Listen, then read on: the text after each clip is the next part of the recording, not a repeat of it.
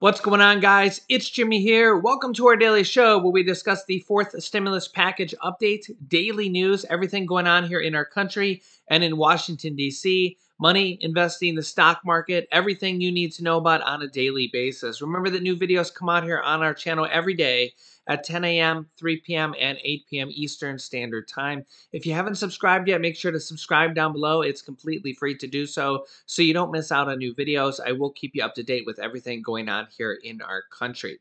Also, if you find these videos helpful, don't forget to hit the like button for us down below. The U.S. economy is kind of struggling right now.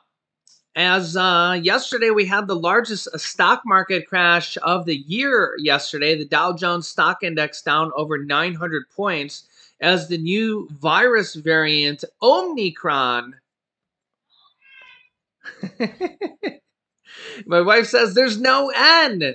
Omicron is now ravaging the world here, and the New York governor is already declaring a state of emergency, even though there's no cases in the state. Yeah.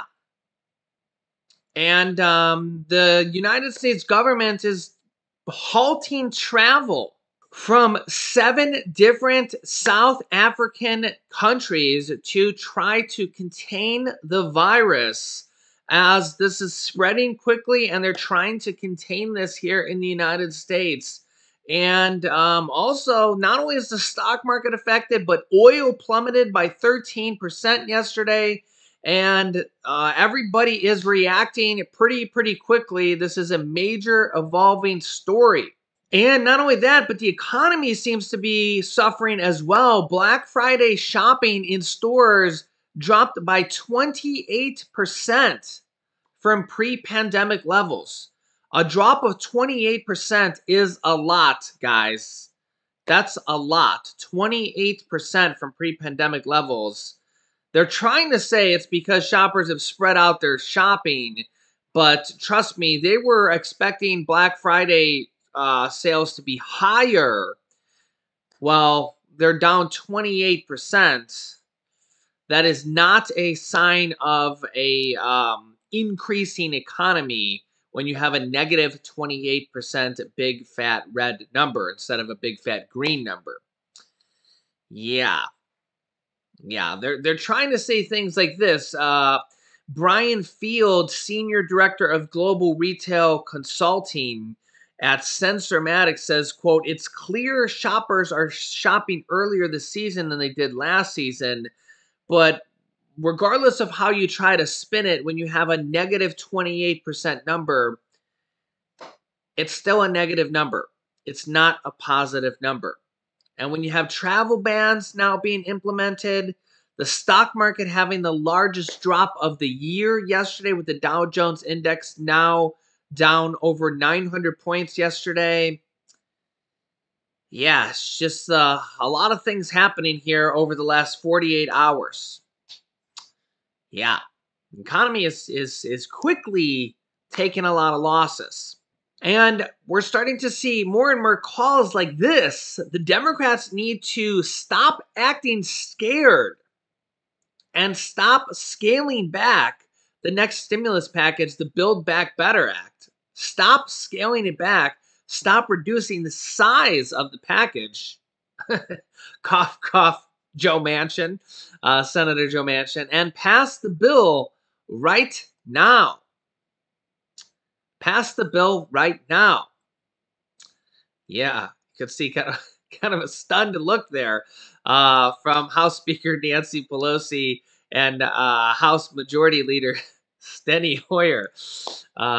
Yeah, they wouldn't look too happy if that was the picture that they were actually looking at this headline. And yeah, a lot of people would agree. Pass the bill right now, which they did. They actually did pass the bill in the House.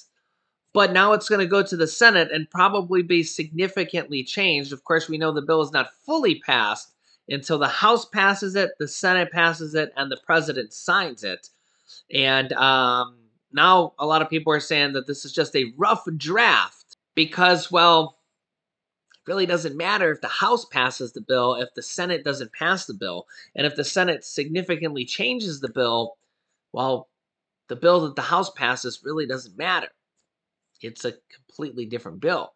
And a lot of people are, the House is trying to say, this is where we kind of get a lot of mixed messaging. Just like that Black Friday number, negative 28%. You can kind of say, well, it's because people are shopping earlier. Uh, but regardless of how you try to spin the number, if you have a big fat negative 28% number, it's still negative 28%. I mean, we'll have to see how the overall numbers end up, but it's still not a good number. Just like the number from yesterday that oil, the price of the barrel of oil went down negative 13% yesterday. That's a huge drop. Huge drop because stocks were down 2.5% roughly, depending on what index you're looking at and stuff. That was the largest drop of the year for one day in stocks, 2.5%.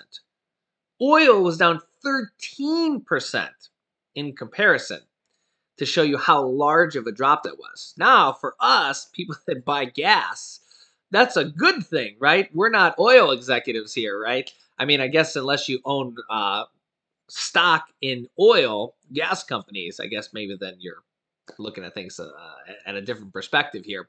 But anybody who doesn't own oil stock is like, yeah, we want the price of oil and the price of gas to go down here. So hopefully we will see that here in the next coming week or so. We want to continue to see that go down. That's kind of putting money in your pocket when you go to fill up again. So hopefully we will continue to see that go down, and we'll keep you updated on that. Also, another guaranteed income program here in South San Francisco is the latest Bay Area city to offer cash payments to citizens. Yeah, another guaranteed income payment or another guaranteed income program being announced yet again. So as you know, I covered this here on the channel. We have city after city after city almost on a weekly basis here popping up across the nation. And literally just all sorts of different cities and even some states. The state of California has a program as well doing this, that they're the first state to offer this on a limited basis as well. $500 a month without strings attached, Bay Area's latest guaranteed income program. South San Francisco is the latest Bay Area city to offer cash payments to citizens. It's not for all citizens, but they're rolling this out here. South San Francisco this month sent out the first $500 monthly checks to low-income families to spend however they see fit. South San Francisco is the latest Bay Area city to launch a guaranteed income pilot program in which participants receive monthly cash payments with no strings attached. This is called UBI, Universal Basic Income, or a guaranteed basic income. We're seeing more and more cities do this across the nation. Chicago's announced this.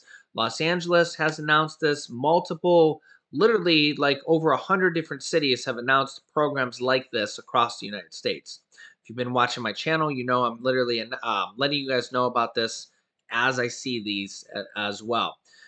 So if you're in South San Francisco, definitely Google this and see if you can apply for this. With $1 million in American Rescue Plan funds and a $100,000 grant from San Mateo County. So they're using some of their stimulus money for South San Francisco. Quote, "We've struggled as a society for years to deal with poverty, and we don't have enough success to show for it," said Dave Pine, a San Mateo County supervisor. "It's time to try something new." Awesome. The new program, which launched last week, comes, let's see if I can zoom this in here a little bit. This new program, which launched last week, comes months after California Governor Gavin Newsom signed a bill offering $35 million in funding to support current or future guaranteed income pilot programs like those that already exist in Santa Clara County, California, Oakland, Marin County, and San Francisco. Those programs offer between $500 and $1,000 a month to different populations including foster youth and pregnant women. Yeah, so we're seeing all sorts of different cities across the country do this. Yeah, all sorts of different programs as well across the country. Yeah, just literally really great to see all sorts of different cities do this. So yeah, this is just one of those other type of stimulus programs. Remember, states, cities, and counties are have gotten $350 billion from the third stimulus check package that was passed earlier this year underneath President Biden, and the vast majority of that money is still available. So I'll be keeping you up to date as states, cities, and counties decide how to spend that money. There's roughly like 80% of that money still available, and most states, cities, and counties are deciding how to spend that money. Some of them are doing stimulus checks. 3 different states have are sending out money right now. California is doing stimulus checks for residents under $75,000 in income, $600 for individuals, and $1,100 for individuals with children. Extra $500 for the children. Maine is sending out stimulus checks of $285, same income requirements, I believe. Yep. And the state of Illinois is also has a proposal for $200 to $400 stimulus checks as well. That the Republicans from the state of Illinois, as you can see here, those making under $75,000 in the state of Illinois would be eligible to get these stimulus checks. It would give $200 for single individuals and $400 for joint filers for the state of Illinois. Yeah, this is, again, another state stimulus checks that they want to send out here. They would use $1.4 billion of their state stimulus money. So we're continuing to see more and more states kind of step up and want to send out stimulus checks along with cities and counties. So I'm going to keep you up to date on all these other type of stimulus programs here, literally being announced almost on a weekly or monthly basis. Another thing kind of in the news right now is the controversial issue of the IRS proposal in the bill where the Democrats want to hire tens of thousands of IRS agents to audit more Americans and make sure that they're paying their taxes, the amount of taxes they're supposed to pay, and squeeze every dollar out of taxpayers. This is a controversial issue, and also be able to look into people's bank accounts more than they already do so. This is a very controversial issue, and some people say, yeah, they don't want the government looking into their bank accounts. I think most people kind of say that. And a lot of people kind of already know that the government already kind of has access to a lot of this stuff anyways. Some people say, well, if you're already paying your taxes, then this really shouldn't matter. But I think that most people think nobody wants the IRS or the government surveilling us any more than they already do. But here's kind of some more insight on this. I thought this was interesting. Check this out. There are a lot of people in Congress, particularly conservatives, who think when the government spends money, they need to show how it will be paid for. The Biden administration's plan is to collect taxes, not raise taxes, mind you. So they're able to say, hey, we're not raising your taxes, don't worry. But what they will be doing is sending out its IRS bloodhounds to sniff for any loose change we might be owing to Uncle Sam. The idea is to give the IRS $80 billion to hire 87,000 additional agents who will then audit Americans to collect what the Treasury estimates will be about $400 billion in revenue. When the CBO score came out claiming the Build Back Better agenda actually cost the nation $367 billion, that the IRS won't be able to collect as many taxes as the Treasury claims, many prominent Democrats and the Treasury Secretary Janet Yellen herself went on the defense saying the CBO score was wrong, that the IRS will be in fact able to collect the $400 billion they anticipate. The CBO believes it will be difficult to go after wealthy Americans and corporations because they're armed to the teeth with accountants, tax attorneys, and wealth managers who do an excellent job of shielding them from tax liability.